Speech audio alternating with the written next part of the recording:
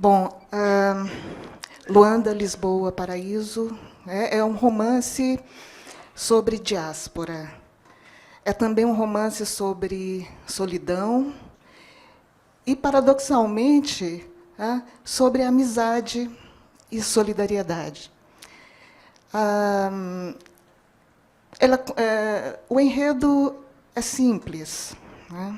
A história de Cartola de Souza e o seu filho, que saem de Angola rumo a Lisboa em meados dos anos 80, ou seja, 10 anos depois da independência, e lá vivem uma realidade inesperada. E o motivo da viagem foi de ordem médica. Eu vou ler um parágrafo muito curto, que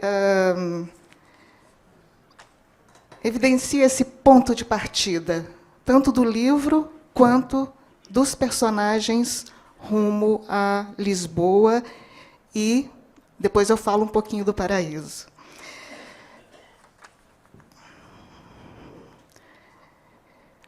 O calcanhar esquerdo do filho mais novo de Cartola de Souza nasceu mal formado.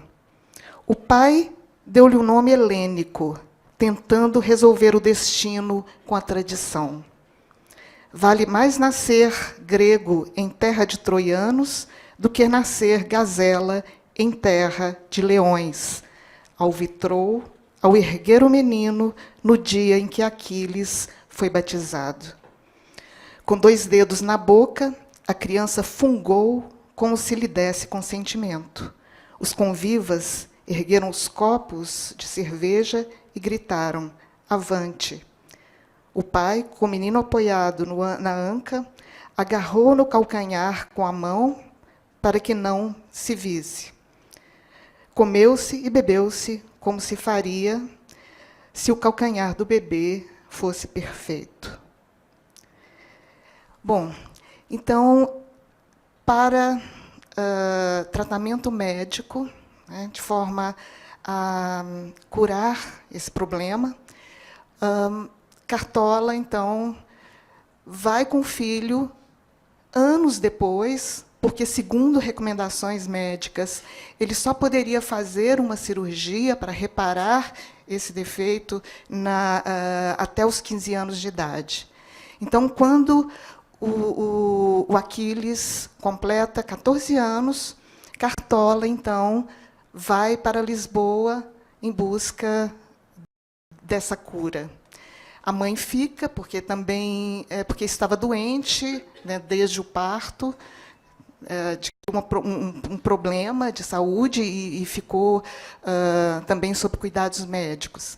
Bem, em Portugal, experimentam situações de miséria, de decepção, de frustração, as mais diversas. Eles se acomodam numa pensão decadente. O médico inicia tratamentos, mas, aos poucos, tudo muda, exatamente pela marginalização desses dois naquele contexto. Eles experimentam assim as mais terríveis adversidades. Acabam por se mudar para o Paraíso, que, ironicamente, é o nome de um fictício bairro de lata, uma espécie de favela, às margens de Lisboa, e que poderia perfeitamente se chamar também Paraisópolis. E, ironicamente, eles vão para o Paraíso e lá experimentam outras situações de muita dificuldade. Ou seja, é um romance sobre esperança e desespero. E o mais interessante é que é conduzido de uma maneira muito envolvente, com um apurado trabalho de linguagem, um domínio muito grande da narrativa sobretudo, uma engenhosidade na costura íntima dos detalhes, né? E é também um romance que se furta à obviedade, né, no trato de questões político-sociais, tá? Então, tem um caráter, né, que poderíamos dizer antiépico, né? Quer dizer, esse calcanhar de Aquiles que aponta para um anti-herói, para um herói às voltas, né, com as suas próprias seus próprios momentos, né, de frustração. Então tem nesse sentido, né, um viés muito irônico. Mas esse viés irônico, né, se alia a um olhar lírico. Um olhar lírico que, por sua vez, não é, apresenta todo um contexto, né, pós-colonial, que é a história, que diz, né, também da história de uma coletividade, ou seja, uma história de um pai e um filho,